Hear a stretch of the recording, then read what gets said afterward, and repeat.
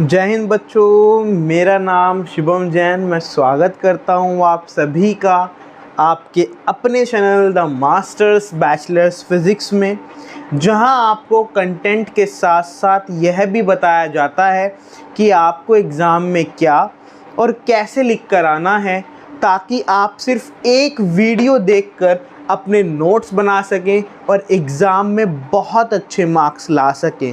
तो आइए उसी कैटेगरी में आगे बढ़ते हुए आज हम बात करेंगे क्लास 12 की यूनिट नंबर 4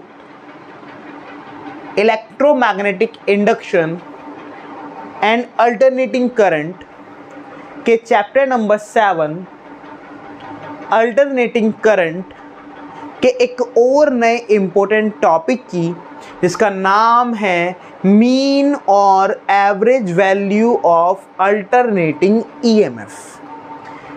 देखो बच्चों, इस टॉपिक को हेडिंग पढ़ने के बाद आपको कुछ माइंड में क्लिक हुआ होगा। क्या ऐसा हम कुछ पहले भी पढ़ चुके हैं? बिल्कुल पढ़ चुके हैं। अगर आपको याद हो तो इससे प्रीवियस वीडियोस में आपने ये देखा था कि मीन और average value of alternating current कितनी होती है, और वहाँ पे आपका एक कंक्लूजन निकल के आया था एक डेरिवेशन करने के बाद। वो था I average is equals to 2I0 upon pi. ये आपका एक कंक्लूजन निकल कर आया था, या फिर इसको जब सॉल्व किया था तो ये भी कह सकते हो आप, ये आया था I average is equals to 0.637 I0, या फिर जब परसेंटेज में किया था तो इसका हमारा आंसर आया था I average is equals to 63.7% of I0। तो ये कुछ रिज़ल्ट हमारे आए थे इससे प्रीवियस वीडियो में, जिसकी हेडिंग थी आपकी मीन और average value of alternating current. EMF की जगह क्या था वहाँ पर? करंट था। आज क्या है? आज वहाँ पे करंट की जगह सिंपल ईएमएफ है।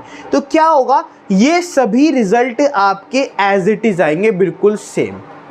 बस फर्क किस चीज का होगा? फर्क होगा इस चीज का कि यहाँ पर आपका जो वैल्यू आएंगी वो तो करंट की टर्म्स में आ रही थी, आज जो वैल्यूज आएंगी वो ईएमएफ की टर्म्स में आएंगी। जैसे कि फॉर एग्जांपल अगर मैं आपको एक बात देखें, आपने एक फॉर्मूला पढ़ा है ओम्स लॉ, क्या होता है? V is equals to I into R होता है ना। अगर मैं यहाँ पे दोनों तरफ, इस इक्वेशन में दोनों तरफ क्या कर दूं? R की मल्टीप्लाई कर दूं। जरा ध्यान से देखना, तो आई थिंक कुछ फर्क नहीं पड़ना चाहिए। दोनों तरफ मल्टीप्लाई कर, दोनों तरफ करने से कोई फर्क नहीं पड़ेगा। But I average into R क्या बन जाएगा आपका? ई एवरेज, क्योंकि V is equal to I into R होता है। आई नोट इंटू आर क्या बन जाएगा? ई नोट बन जाएगा। तो रिजल्ट हमारे वही आएंगे जो हमारे पहले आ चुके हैं, लेकिन उनको हमें करके देखना है, क्योंकि अगर हमारे से एग्जाम में करंट की जगह ईएमएफ पूछ ले तो कहीं हमारे मार्क्स ना कट जाएं, इसीलिए हमें इस वीडियो को आज कवर करना है। ठीक है ना। ये रिजल्ट आएगा। दूसरा रिजल्ट क्या आएगा? ये रिजल्ट आता है ना आपका अल्टरनेटिंग करंट का। यहाँ पे क्या आएगा? E average is equal to 0.637 E naught.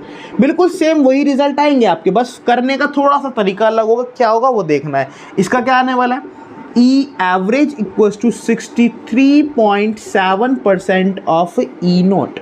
यानी कुल मिला के सारे रिजल्ट वही आएंगे, बट करने का तरीका में एक लिटिल बिट चेंज होगा, थोड़ा सा चेंज होगा। वो क्या चेंज है वही हमें देखना है। तो आइए देखते हैं। तो देखो इसके अंदर क्या करोगे, तो नेक्स्ट हेडिंग बनाएंगे हम मीन और average value of alternating EMF. देखो इस टॉपिक को ना आप जो इससे प्रीवियस वीडियो आपने कवर कर रखी है, जिसमें आपने हेडिंग पढ़ी थी मीन और average value of alternating current, उससे कंपेयर करते हुए चलेंगे। तो अगर आपने अभी तक उस वीडियो को नहीं देखा तो पहले आप उस जाके उस वीडियो को कंप्लीट करें, जिसका लिंक आपको डिस्क्रिप्शन बॉक्स में मिल जाएगा। ठीक है ना। उसके बाद आप इस वीडियो को कवर करेंगे, क्योंकि ये टॉपिक बिल्कुल एज इट इज उसके जैसा ही है। तो क्या लिखेंगे इसके अंदर? द मीन और average value of alternating EMF over a half cycle is that value of constant EMF. वहां पे क्या कर रहा था? कांस्टेंट करंट किया था, डीसी करंट किया था, which would send the same amount of charge in a circuit over the half cycle as it was sent by AC in that time। क्या मतलब? जैसे आपको याद हो, आपने इससे पहले वाली जो वीडियो थी उसका हेडिंग जो थी उसकी डेफिनेशन क्या पढ़ी थी कि मीन करंट हमारा वो करंट होता है, वो डीसी वैल्यू ऑफ करंट की होती है जो एक पर्टिकुलर समय में उतने चार्ज फ्लो कराते जितने समय में एसी ने फ्लो कराया है। ये तो पढ़ा था आपने। वही सेम डेफिनेशन यहाँ पर है, बस फर्क है तो किस चीज़ का, वहाँ पे करंट के बारे में बात करी थी, यहाँ पे ईएमएफ के बारे में बात करी है, ठीक है।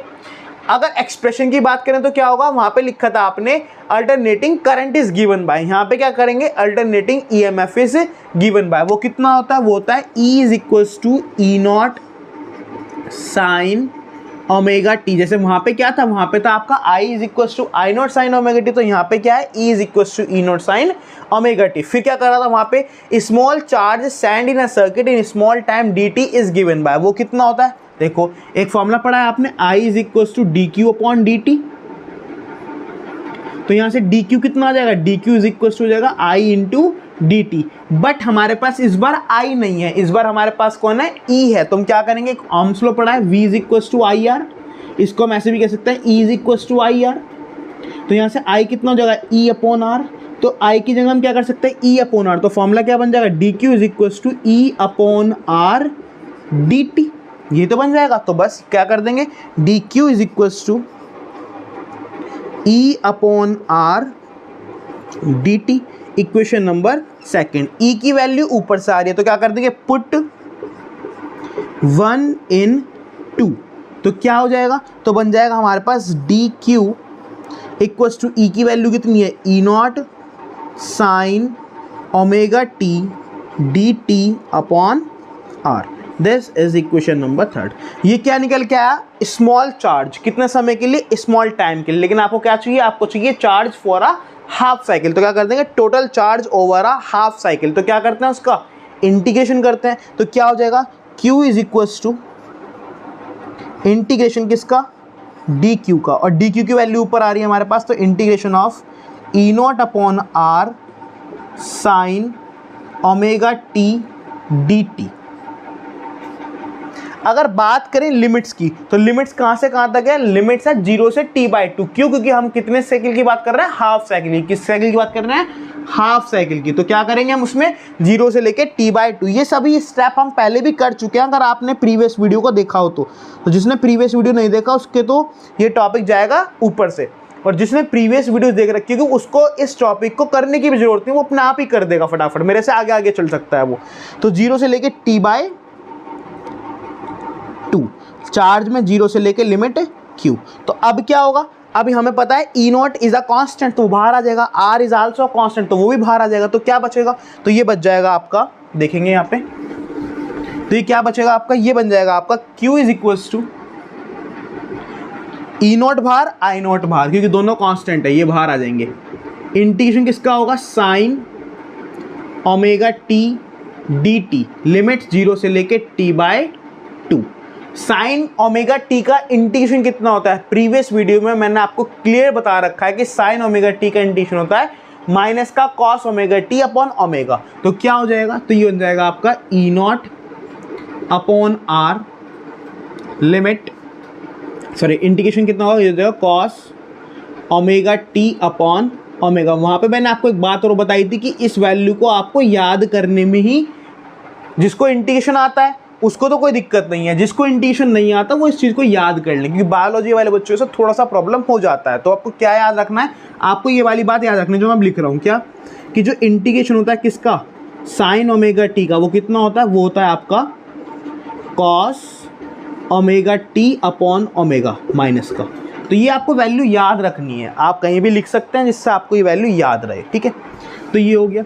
तो कुल मिला के आप क्या करेंगे, अब इसके लिमिट्स पुट करेंगे। तो क्या हो जाएगा, Q is equals to, minus बाहर आ जाएगा, minus E naught upon R, अंदर क्या बचता है, अंदर बचता है ओमेगा, भी बाहर ले लेते हैं यहाँ से, अंदर क्या बचता है, अंदर बचता है कॉस ओमेगा टी, और लिमिट्स 0 से लेके t/2। अब क्या होगा, लिमिट्स पुट करेंगे, पहले अपर लिमिट फिर लोअर लिमिट। तो क्या हो जाएगा, माइनस में E naught upon R omega cos omega T upon 2 minus cos 0। अगर याद हो आपको तो लास्ट वीडियो में आपको बताया था कि ओमेगा टी की वैल्यू कितनी होती है, 2 पाई, और इस वैल्यू को भी आपको हमेशा याद रखना है क्योंकि ये इस चैप्टर में पता नहीं कितनी बार यूज़ होगी।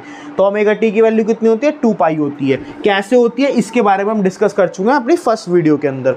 तो Q इज इक्वल टू कितना होगा, Q इज इक्वल हो जाएगा माइनस का E naught upon R omega. देखो बच्चों, हमारे चैनल पे आपको पढ़ने में मज़ा इतना आएगा कि आप फिजिक्स आपका बेस्ट सब्जेक्ट बन जाएगा।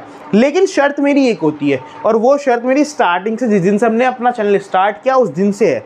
और वो शर्त क्या है कि जब हम पढ़ाते हैं ना, तो आपको सिर्फ बैठना नहीं है, कॉपी पेन लेकर बैठना है। जब पढ़ रहे हो तो पढ़ने के तरीके से पढ़ना है। और दूसरी शर्त क्या होती है कि जो भी आप चैप्टर पढ़ रहे हो उसको सीक्वेंस में पढ़ो। ऐसा नहीं करना चाहिए कि तीसरे नंबर की वीडियो देख ली, 5वें नंबर की वीडियो देख ली। स्टार्टिंग से देखो, जब तक स्टार्टिंग से कॉन्सेप्ट नहीं पढ़ो जब तक दिक्कत आएंगी। ठीक है, तो क्या बन गया ये Q is equal to minus का E naught upon R omega. अंदर क्या हो जाएगा, ये हो जाएगा कॉस ओमेगा टी की वैल्यू होती है 2 पाई अपॉन 2 माइनस कॉस 0। ठीक है, इस 2 से ये 2 कैंसिल आउट हो गया, तो कितना होगा, Q इज इक्वल टू हो गया यहाँ से माइनस में E naught upon R omega cos pi minus cos 0। जरा बताओ कॉस पाई कितना होता है। कॉस पाई की वैल्यू भी आपको बताई थी प्रीवियस वीडियो में कि कॉस पाई कितना होता है, -1 होता है। कैसे होता है वहाँ बताया भी था आपको। तो क्या कर दोगे आप, माइनस का E naught upon R omega cos pi होता है -1 भाई। कॉस पाई तो -1 हो गया, ये -1 यहाँ पे है, और कॉस 0 की वैल्यू 1, तो ये हो गया। तो ये क्या निकल आया यहाँ से, Q कितना निकल आया, Q निकल आया यहाँ से हमारा 2 E naught upon R omega. ये आ गया आपका चार्ज, इक्वेशन नंबर 4। बट आपको चार्ज थोड़ी निकालना था, आपको तो करंट निकालना था। और सही बताऊं तो आपको करंट भी नहीं निकालना है इसमें, तो आपको ईएमएफ निकालना है। तो कैसे करोगे फिर, क्या लिख देंगे, average value of alternating EMF. EMF की वैल्यू क्या होती है हमें पता है, ईएमएफ का फॉर्मूला होता है E average is equal to, क्या होता है आपका, जरा बताओगे ईएमएफ का फॉर्मूला। एक ओम्स लॉ पढ़ा था ना, V is equal to I R. तो वहाँ से हम बोल सकते हैं E is equal to I R. तो हमें क्या निकालना है, ई एवरेज निकालना। तो क्या हो जाएगा, ये बन जाएगा E average is equal to I average into R. होगा नहीं होगा। और आई एवरेज कैसे निकालोगे, आई एवरेज निकालोगे आप चार्ज अपॉन टाइम से। और टाइम भी कितना लेना है, हाफ साइकिल। तो हाफ साइकिल के लिए टाइम कितना हो जाएगा, T/2। ठीक है, तो ये हो गया कुल मिला के। अब जरा देखना Q की वैल्यू ऊपर से आ रही है क्या, बाय इक्वेशन 4 क्या कर दोगे, Q की वैल्यू पुट कर दोगे तो क्या हो जाएगा, E average equal to Q। Q की वैल्यू कितनी है, 2 E naught upon R omega. ये तो Q की वैल्यू हो गई। साथ में मल्टीप्लाई में नीचे क्या है, नीचे है आपका T/2, और ऊपर मल्टीप्लाई में क्या है, ऊपर आपका है R। तो इस R से ये R कैंसिल आउट हो गया। ये T/2 के जो नीचे 2 है वो ऊपर पहुंच जाएगा। तो क्या बन जाएगा, ये बन जाएगा 4 E naught upon omega T. Omega T अभी बताया था कितना होता है, 2 पाई होता है। तो ये हो जाएगा आपका 4 ई नॉट अपॉन 2 पाई। ये कैंसिल हो जाएगा तो कितना बचेगा, ये बचेगा आपका 2 ई नॉट अपॉन पाई। यानी कि कुल मिला के ई एवरेज कितना होता है, 2 ई नॉट अपॉन पाई। और यही रिजल्ट हमारा किसके लिए भी आया था, करंट के लिए भी बिल्कुल सेम यही रिजल्ट आया था। अगर इसको हम सॉल्व करें, किसको सॉल्व करें, पाई की वैल्यू पुट कर दे तो हमारा आंसर क्या आएगा, तो हमारा आंसर आ जाएगा E average equals to 0.637 E naught. यही हमारा रिजल्ट किसके लिए भी आया था, आपका अल्टरनेटिंग करंट। जब आपने करंट की वैल्यू निकाली थी ना एवरेज, वहां भी ये रिजल्ट आया था। इसको हम ऐसे भी लिख सकते हैं, कैसे, ई एवरेज इज इक्वल टू 63.7 भाई 100 से मल्टीप्लाई करके परसेंटेज में बना दिया। तो E average equal to 63.7% of E naught. और ये रिजल्ट हमारा कहाँ पे भी आया था, मीन वैल्यू ऑफ एवरेज, मतलब mean value of alternating current में भी आया था। तो यही सेम हमारा रिजल्ट इसके अंदर आया। तो ये सब कुछ आपको करना है mean value of alternating EMF के अंदर। ये सारे स्टेप, सारी डेरिवेशन वही है जो आपने प्रीवियसली पढ़ी थी। बस चेंजेस हैं, तो किस चीज़ के चेंजेस हैं, वहाँ पे आपने हर जगह करंट का यूज़ किया था, यहाँ पे हर जगह आपने ईएमएफ का यूज़ किया। और वो कैसे यूज़ किया, सिंपल ओम्स लॉ लगाकर, बाकी हमने और कोई इसमें नया नहीं किया। ठीक है ना। तो आई होप आपको ये वीडियो समझ में आई होगी, ये टॉपिक अच्छे से क्लियर हुआ होगा। अगर वीडियो अच्छी लगी है और आपको लगता है कि वीडियो आपके लिए बेनिफिशियल हुई है, तो वीडियो को लाइक करें, कमेंट करें, और जितना हो सके अपने फ्रेंड्स के साथ शेयर करें। और अगर चैनल पर नए हैं तो चैनल को सब्सक्राइब करें ताकि आने वाली सभी वीडियोस की नोटिफिकेशन मिल सके आपको सबसे पहले। Thank you. जय हिंद।